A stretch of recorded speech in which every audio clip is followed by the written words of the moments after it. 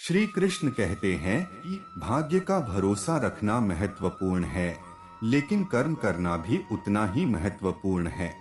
भगवान श्री कृष्ण ने भी गीता में कहा है कि हमें कर्म करने का अधिकार है, परिणाम का नहीं।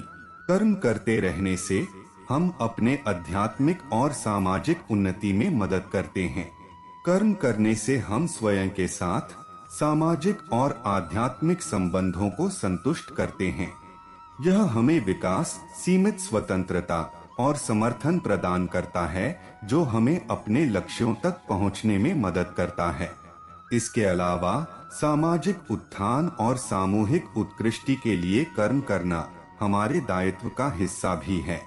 भगवान श्री कृष्ण कहते हैं कि कर्म करना सबसे उचित है, क्योंकि कर्म हमें समृद्धि और संपूर्णता की दिशा में अग्रसर करता है।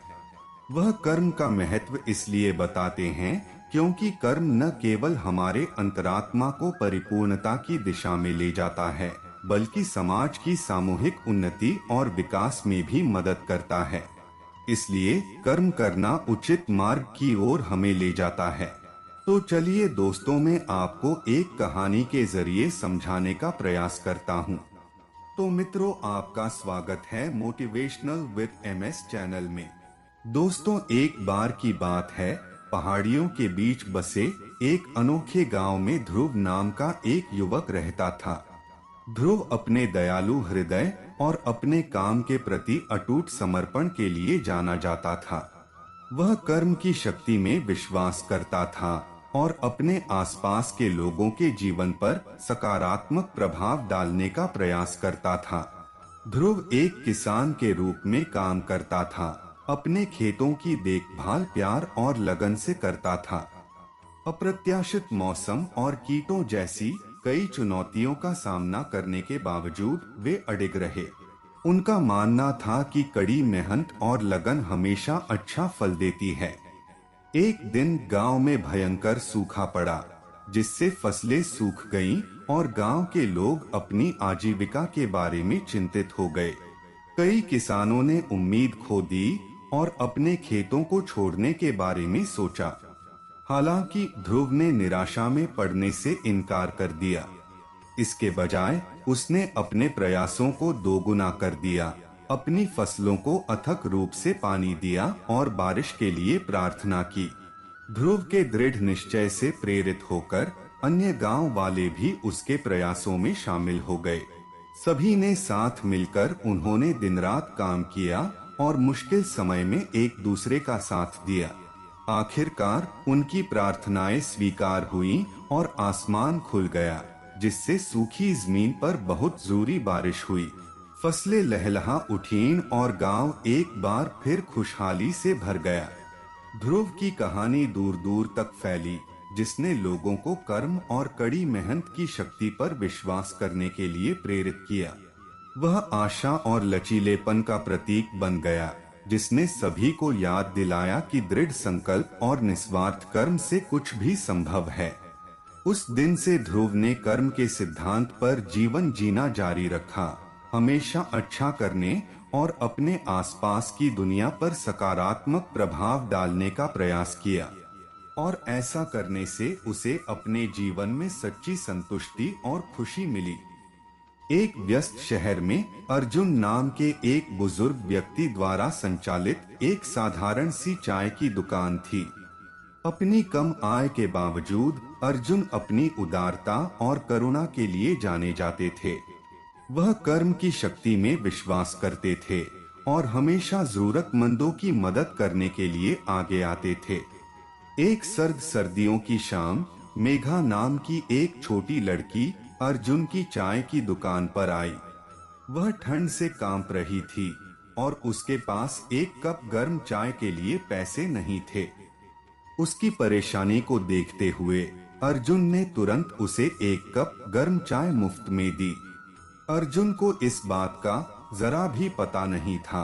अर्जुन की निस्वार्थता से प्रेरित होकर माँ माया के भित्तिचित्र की चर्चा फैलते ही हर वर्ग के लोग उसके काम की प्रशंसा करने और अर्जुन की कहानी सुनने के लिए आने लगे। उसकी उदारता से प्रेरित होकर वे अक्सर उसके घर आने लगे। समय के साथ अर्जुन की चाय की दुकान सिर्फ एक जगह नहीं रह गई जहां से वह एक छोटा सा पेय पी सके।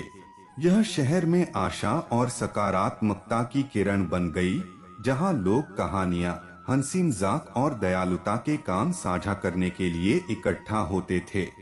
अर्जुन के दान के सरल कार्य का प्रभाव बहुत बड़ा था, जिसने अनगिनत व्यक्तियों के जीवन को प्रभावित किया और उन्हें आगे बढ़कर दान देने के लिए प्रेरित किया।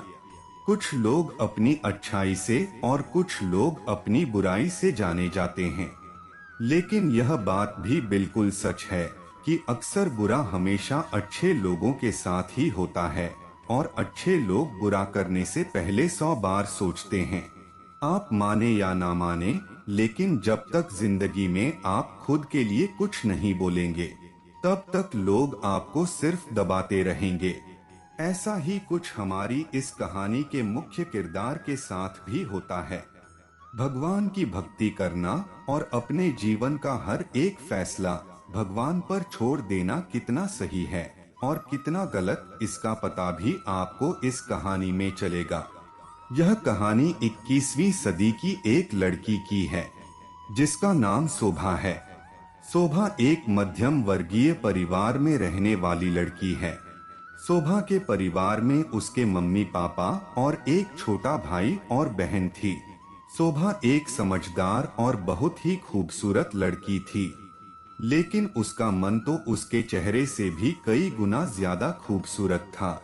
शोभा और उसका परिवार एक पक्के मकान में रहते थे। उसके पापा रेलवे में टीटी का काम करते थे, जिस वजह से शोभा के घर की आर्थिक स्थिति उतनी अच्छी नहीं थी, क्योंकि शोभा के घर में केवल उसके पापा ही काम करते थे। 5 लोगों के इस मध्यम वर्गीय परिवार को चलाने में उन्हें काफी समस्या होती थी। कई सारे घरों में ऐसा होता है कि माँ बाप बड़े बच्चे से ज्यादा अपने छोटे बच्चों को प्यार करते हैं। शोभा के घर की भी परिस्थितियां कुछ ऐसी ही थी।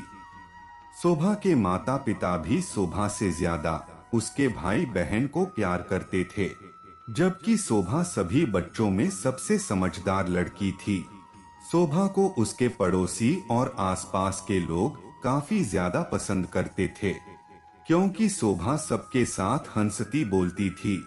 शोभा के माँ बाप को उससे कोई शिकायत नहीं थी, लेकिन उन दोनों का झुकाव अपने छोटे बच्चों के प्रति ज्यादा था, इसलिए वे शोभा को हमेशा दबाकर रखते थे। शोभा के घर में उसकी कोई भी बात नहीं सुनी जाती थी। शोभा को हमेशा वही करना पड़ता था जो उसके मम्मी पापा चाहते थे।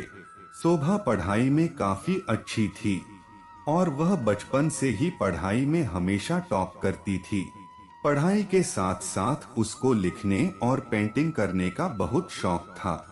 वह काफी सुंदर सुंदर कविताएं लिखती थी। इतना ही नहीं, अपने दर्द को वह अपने लफ्जों में पिरोकर काफी अच्छी शायरी भी करती थी। शोभा को डायरी लिखना काफी अच्छा लगता था, इसीलिए वह अपनी सोच को हमेशा पेपर में उतार देती थी। और रंगों के साथ तो उसका बहुत ही अनोखा रिश्ता था। वह जब भी कोई ड्राइंग बनाती थी तो ऐसा लगता था जैसे वह ड्राइंग अभी बोल पड़ेगी। उसके हाथ में कुछ अलग ही जादू था। वह जिस भी काम को करती वो हमेशा अच्छा ही होता था। ऐसा नहीं था कि शोभा में कोई जादू था। उसके सभी काम के सही होने के पीछे का कारण उसका तेज दिमाग था, क्योंकि वह अपने सभी काम बहुत ही ध्यान लगाकर करती थी, इसलिए उसके काम हमेशा सही होते थे।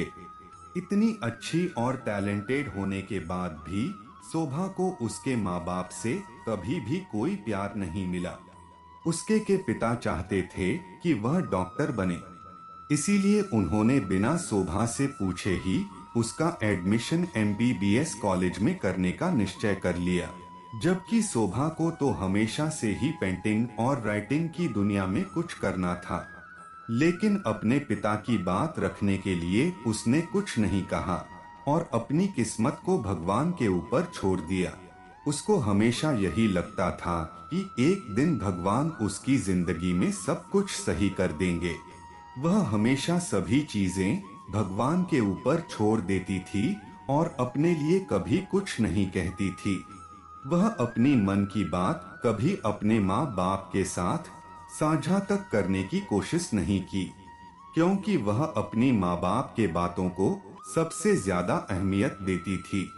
देखते ही देखते उसने 12वीं की पढ़ाई पूरी कर ली और अब उसका एडमिशन भी इंदौर के सबसे बड़े मेडिकल कॉलेज में हो गया था।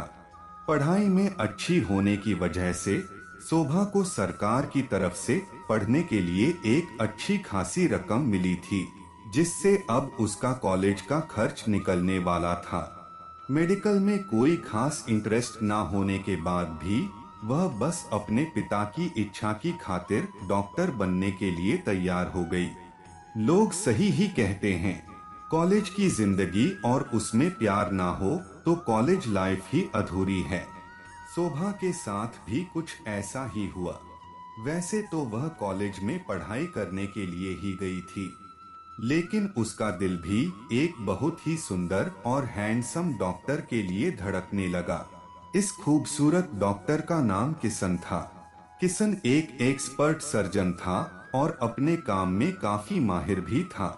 साथ ही साथ किशन शोभा के कॉलेज में भी पढ़ाता था, क्योंकि अधिकतर उच्च मेडिकल कॉलेज में अक्सर बड़े बड़े डॉक्टर पढ़ाया करते हैं। इसलिए कॉलेज की सभी लड़कियां किशन के लिए पागल थी।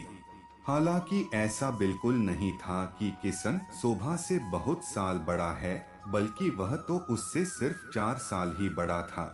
जीनियस होने के वजह से किशन ने बहुत ही कम उम्र में बहुत तरक्की हासिल कर ली थी। जहां सभी लड़कियों का ध्यान क्लास में सिर्फ किशन पर ही लगा रहता था, वही शोभा का ध्यान पूरी तरह पढ़ाई में होता था। पढ़ाई के प्रति शोभा के लगाव को देखकर किशन के दिल में भी भावनाएं पैदा होने लगी। वैसे तो वह किशन को मन ही मन काफी पसंद करती थी, लेकिन उसने किशन के सामने ये कभी जाहिर नहीं किया कि वह उसे पसंद करती है। कुछ महीने ऐसे ही बीत गए। वह और किशन एक दूसरे को और अच्छी तरह से जानने लगे थे। किशन को अब शोभा से प्यार हो गया था। उसका हाल भी कुछ ऐसा ही था। किशन ने उसको अपने दिल की बात बता दी। किशन की बात सुनकर शोभा ने भी उसे अपने दिल की बात बता दी और वह दोनों रिलेशनशिप में आ गए थे। किशन के साथ रिलेशनशिप में आने के बाद वह बहुत ज्यादा खुश रहने लगी, और होती भी क्यों ना, उसे इससे ज्यादा प्यार कभी भी किसी से नहीं मिला था। वह किशन को बेइंतहा प्यार करने लगी थी, लेकिन कहते हैं ना कि खुशी को नजर लगते देर नहीं लगती। शोभा के साथ भी कुछ ऐसा ही हुआ था। एक दिन वह और किशन कॉलेज के बाद जब एक रेस्टोरेंट में लंच कर रहे थे, तब शोभा के पिता ने उसे किशन के साथ देख लिया था। वह जब शाम को घर आई तो उसने देखा कि घर में कई सारे मेहमान हैं। पहले तो शोभा को कुछ समझ में नहीं आया, लेकिन जब अंदर गई तो उसे पता चला कि यहाँ उसके रिश्ते की बात हो रही है। यह सब देखकर वह पूरी तरह से हिल चुकी थी। वह किशन के अलावा किसी और से शादी करने का ख्याल तक दिमाग में भी नहीं लाती थी। वह यह सब देखकर पूरी तरह भड़क चुकी थी और उसने अपने माता पिता से कहा कि आप मुझसे पूछे बिना मेरी शादी की बात कैसे कर सकते हैं। शोभा के पिता ने उसकी बात पर कोई ध्यान नहीं दिया और उसे कहा कि मैं जैसा कहता हूँ वैसा ही करो। शोभा ने सबके सामने कहा कि मैं ऐसा कुछ भी नहीं करूंगी। शोभा की बात सुनकर उसके माता पिता काफी गुस्सा हो गए और उसे घर से निकल जाने को कहा। शोभा ने भी घर छोड़ दिया। वैसे तो आज तक इससे पहले उसने कभी भी अपने माता पिता के खिलाफ कुछ नहीं कहा था, लेकिन ये किशन के प्यार की ताकत थी जिसकी वजह से वह इतना बड़ा कदम उठाया। उससे पहले हमेशा भगवान भरोसे ही बैठी रहती थी, लेकिन यह पहली बार था जब शोभा ने खुद के लिए कुछ किया था। घर छोड़ने के कुछ महीने बाद किशन और शोभा ने शादी कर ली। मेडिकल की पढ़ाई पूरी करने के बाद उसने किशन का सपोर्ट पाकर अपने सपने को पूरा करने का निश्चय किया और कुछ ही समय में वह एक बहुत अच्छी राइटर बन गई। अब उसके पास ना सिर्फ प्यार था, बल्कि वो अब अपना सपना भी जी रही थी। अपने लिए उठाए उसके एक कदम ने उसकी जिंदगी बदल दी। जैसा कि आपने इस कहानी में देखा कि शोभा ने जब तक भगवान के भरोसे बैठकर अपनी किस्मत और अपनी जिंदगी भगवान के ऊपर छोड़ दी थी, तब तक उसके जीवन में कोई भी परिवर्तन नहीं आया। जैसे ही उसने अपने जीवन का फैसला खुद लिया, तब उसके जीवन में बदलाव आना भी शुरू हो गए। इसीलिए इस बात का हमेशा ध्यान रखें कि भगवान के भरोसे मत बैठो, क्या पता भगवान आपके भरोसे बैठा हो। कई बार हम भी जिंदगी में कुछ ऐसे ही गलती कर देते हैं। हम सभी के जीवन में कोई ना कोई परेशानी आती रहती है और कुछ ना कुछ बुरा भी होता रहता है, लेकिन वह हमारे ऊपर निर्भर करता है कि हम अपने बुरे वक्त पर उस पर कैसी प्रतिक्रिया देते हैं। बुरे वक्त में हमारे पास केवल दो ही ऑप्शन होते हैं, या तो हाथ पर हाथ धरे भगवान के करिश्मा का इंतजार करना या फिर अपनी लड़ाई खुद लड़ना। मेरे प्यारे मित्रों, हाथ पर हाथ रखकर भगवान के भरोसे बैठे रहने पर आपको कभी कुछ नहीं मिलता, लेकिन वही अगर आप निरंतर प्रयास करते हैं तो हो सकता है कि आपके अनेक प्रयासों में कोई एक प्रयास काम कर जाए।